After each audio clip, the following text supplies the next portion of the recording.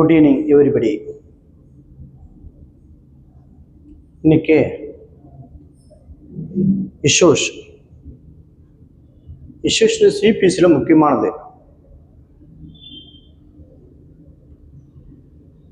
இஷ்யூஸ்னா வழக்கெழு வினா. வழக்கெழு வினானா சிவில் கேஸில் தான் அதிகமாக இஷ்யூஸ் என்று சொல்லப்படும்.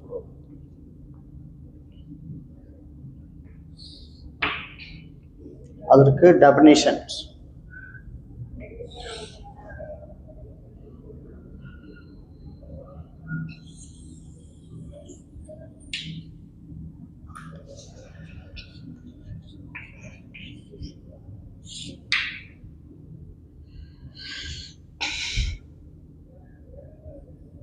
இஷ்யூஸ் வழக்கெழு வினா. ஒரு சிவில் வழக்குக்கும் சரி கிரிமினல் வழக்குக்கும் சரி ஒரு இஷ்யூஸ் தான் ஒரு முக்கிய பேக்போன்னா முதுகு தண்டுவடை என்று சொல்லலாம். ஒரு உருவத்தை தாங்கி நிற்கக்கூடியது எது? முதுகு தண்டுவடம். அந்த முதுகு தண்டுவாடம் தான் அப்படின்ற முறையில் இது இந்த வழக்கெழு வினாக்கள் முக்கியமாக செயல்படுது. தீர்ப்புக்கு முக்கியமானவை இஷ்யூஸ் என்றால் வழக்கெழு வினாக்கள் தீர்ப்புக்கு முக்கியமானது. The man of the important part of the body a backbone is a civil case and backbone issues. அதான்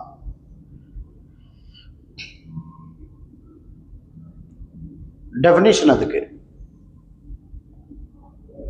a legal issues a point raised by one side and denied by the other side.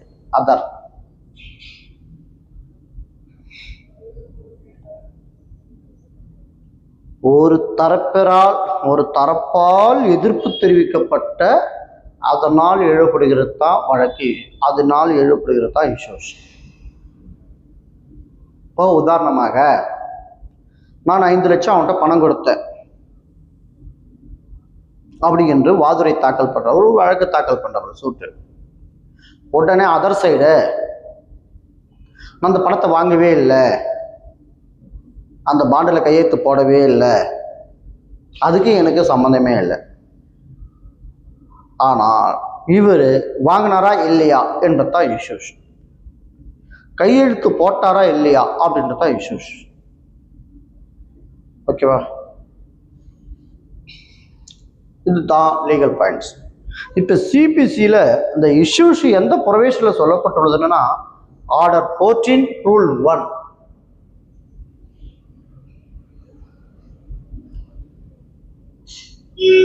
Order 14 rule 1 issues பற்றி சொல்லப்படுது. Civil கேஸிலே மிக மிக மிக மிக முக்கியமான இம்பார்ட்டன்டான chapter எதுன்னு கேட்டால் இதுதான் இஷ்யூஸ் இல்லைன்றால் வழக்கே இல்லை, சிவில் கேஸே இல்லை, சிவில் கேஸோட தீர்ப்பே இல்லை.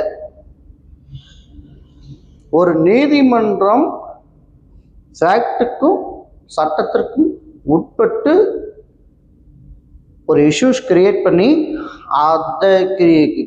அந்த இஷ்யூஸுக்கு பதில் அளிப்பதே வழக்கெழு வினாக்கள். கூட்டலாம், குறைக்கலாம், திருத்தலாம், நீக்கலாம், அந்த அனைத்து பவருமே நீதிமன்றத்துக்கு உண்டு. ஒரு வழக்கெழு வினாக்கள் ஒரு இஷ்யூஸ் கிரியேட் பண்ணுறோம்னா அதனை நீக்குவதற்கோ கூட்டுவதற்கோ திருத்துவதற்கோ திருத்தம் செய்வதற்கோ முதல்நிலை இஷ்யூஸ் கிரியேட் பண்ணுவதற்கோ ஃபைனல் டிசிஷன் பண்ணுவதற்கோ அனைத்து அதிகாரமும் நீதித்துறை court. Description power of the court. இப்போ டைப்ஸ் ஆஃப் இஷ்யூஸ் எத்தனை வகைப்படும்? 3 வகைப்படும். The fact of issues, the issues of law, issues of facts of the law, issues of the facts, mixed issues facts of the law and issues of the facts of the issues of the facts. இது ரெண்டும் கலந்து mixed ஆக மொத்தம் 3. அந்த 3 வகையான issues தான் இதில் நம்ம பார்க்குறோம். அந்த இஷ்யூஸ் தான் இப்போ நம்ம பார்க்குறோம். issues of a fact of the disagreement about what actually happened in the seal world. Issues of law, the difference, the disagreement about how the law applies to those left. Fact. Mixed issues of fact and law questions of that need for the factual proof and legal interpretations. The judge frames the issues based on the pleading and documents. Parties and success to the issues, but the final choice that belongs to the court.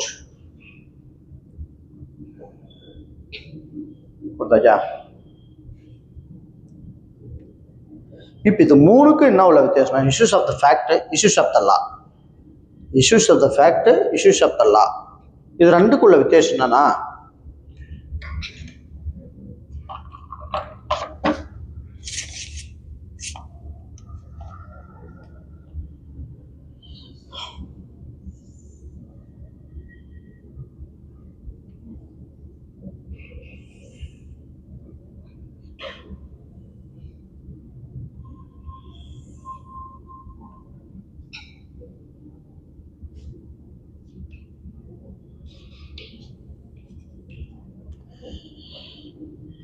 ஓகேவா?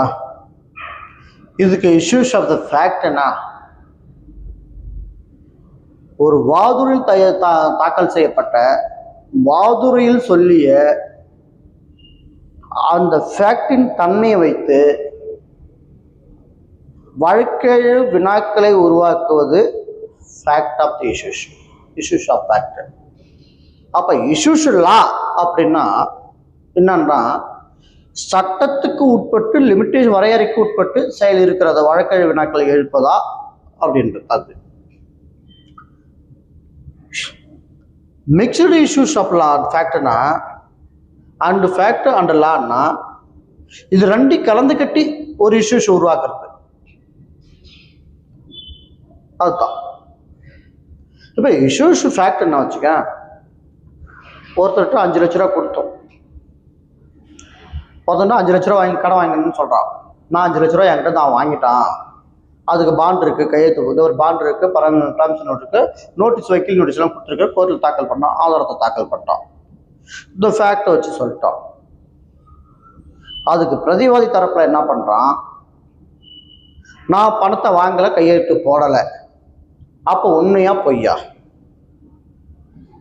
அப்போ உண்மையா பொய்யா என்பது ஒரு உண்மைத்தன்மையை கொண்டு வருவதற்காக அதை ஃபேக்டின் அடிப்படையில் வைத்து ஒரு இஷ்யூஸை உருவாக்குது நீதிமன்றம்னா, அதுக்கு என்ன இஷ்யூஸை உருவாக்கியிருப்பாங்க என்றால், இவர் கையெழுத்து போட்டாரா இல்லையா, இவர் 5 லட்சம் பணம் வாங்கினாரா இல்லையா என்றது நீதிமன்றத்தினுடைய வழக்கெழுவினா கொஷின். நீதிமன்றத்தில் கேள்வி எழுப்பப்படும், நீதிமன்றமே கேள்வி எழுப்பி அந்த கேள்விக்கான பதிலை கொடுப்பது தான் இஷ்யூஸ். அந்த இஷ்யூஸுக்கு அந்த கேள்விக்கான பதிலை கொடுப்பது தான் தீர்ப்பு. சரி, ஓகே, இது ரெண்டுக்கும் பதில் சொல்லியாச்சு. இப்போ mixed law of the issues of லான்னா, ஒரு பாண்ட் எழுதப்பட்டது. ஒரு பாண்டின் ஒரு ப்ராமிசரி நோட்டினுடைய கால வரம்புனா 3 வருடங்கள். இந்த 3 வருட காலத்திற்கு கழித்து ஒருத்தர் தாக்கல் செய்துவிட்டா அது லிமிட்டேஷன் பாதிக்கப்படும். அப்போ லீகல் அங்கே ஒர்க் ஆகும். குறிப்பிட்ட கால வரையறைக்குள் அந்த இஷ்யூஸ், அந்த குறிப்பிட்ட கால வரையறைக்குள் இந்த ப்ராமிசரி நோட்டு நீதிமன்றத்தில் தாக்கல் செய்யப்பட்டுள்ளதா, அதற்கு ரெமெடி கிடைக்க தகுதியானதா என்பதை கேள்வியாக எழுப்பி அதற்கு பதில் சொல்லி தீர்ப்புரை வழங்குவது தான் இஷ்யூஸ். ரைட்டா? ரைட். இது ரெண்டுமே கலந்து ஃபேக்டுக்கும் லீகலுக்கும் காலவரம்புக்கும் உட்பட்டுதான் இந்த பணம் வாங்கினாரா இல்லையா என்றது ரெண்டையும் கலந்து கட்டி ஒரு கொஸ்டினை எழுப்பி அதற்கு பதில் அளிப்பது நீதிமன்றத்தினுடைய கடமை. நீதிமன்றமே ஒரு இஷ்யூஸை உருவாக்கி அதற்கு பதில் அளித்து முடிவு காண்பதே தீர்ப்புரை. தீர்ப்பு அதான்.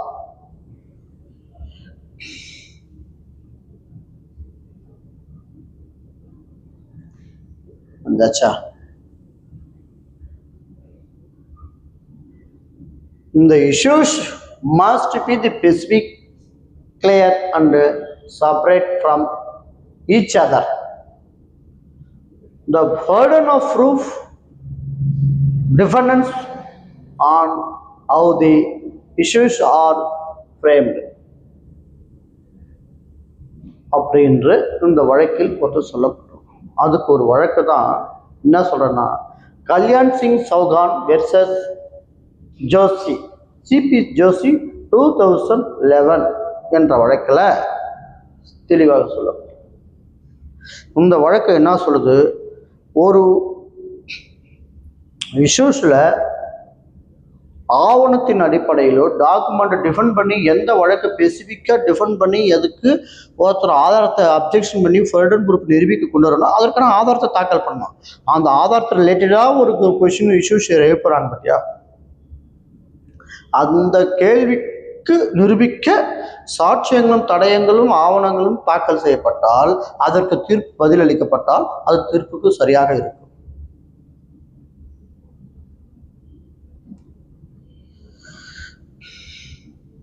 அப்படி என்று இந்த வழக்கில் சொல்லப்பட்டுள்ளது. சரி, இந்த இஷ்யூஸ் என்பது என்னன்னா, இஷ்யூஷனுடைய முக்கிய நோக்கமே என்னன்னு என்று கேட்டால், ஒரு சிவில் வழக்கினுடைய முக்கிய சாராம்சம் இஷ்யூஸ் தான். சுருக்கமாக சொல்லப்போனால், ஒரு மனிதனுக்கு எந்த அளவுக்கு முதுகு தண்டுவடம் எப்படி நிலைந்து நிற்கிறதோ அதுபோலதான் ஒரு வழக்கினுடைய நிலையான தன்மையை உருவாக்குவதற்கும் தடமான ஒரு வழக்கின் தன்மையை கொண்டு வருவதற்கு நிலைநாட்டுவதற்கும் இஷ்யூஸ் ஒரு முக்கிய காரணமாக இருக்கிறது. அதன் அடிப்படையில் தான் வழக்கெழு வினாக்கள் உருவாக்கப்பட்டு அந்த வழக்கின் அந்த வழக்கெழு வினாவிற்கு பதிலளித்து தீர்ப்பு வழங்குவதுதான் தீர்ப்புரை. அப்ப இஷ்யூஸ் என்பது ஒரு சிவில் கேஸுக்கு ஒரு பேக் போன் மாதிரி. இது கிரிமினல் கேஸுக்கும் பொருந்தும்.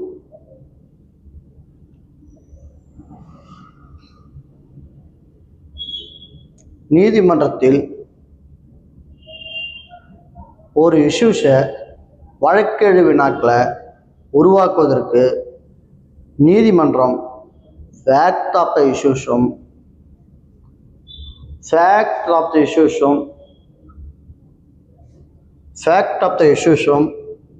Issues of fact and issues of the law மற்றும் இவை இரண்டும் கலந்து ஆலோசனை செய்து சட்டத்திற்கு உட்பட்டு வரையறைக்குள் வருகிறதா என்று நீதிமன்றமே சில குறிப்பிட்ட கேள்விகளை எழுப்பி அந்த கேள்விகளுக்கு பதில் அளிப்பதே, அந்த கேள்விகளுக்கு இரு தரப்பிலும் விசாரிக்கப்பட்டு போதுமான பதிலை தேடிக்கொண்டு அதற்கு ஏற்றாற்போல் பதிலளிப்பதே நீதிமன்றத்தின் தீர்ப்பாகும். அப்ப ஒரு சிவில் கேஸுக்கு இஷ்யூஸ் வெரி வெரி இம்பார்ட்டன்ட். முதுகு தண்டுவடம், முதுகு நான் என்று சொல்லலாம். Very very important. இதில் இஷ்யூஸில் ஆர்டர் 14 ரூல் 1 ஆர்டர் 14 ரூல் 1, 2, 3, 5, 8 இதெல்லாம் வெரி வெரி இம்பார்ட்டன்ட்.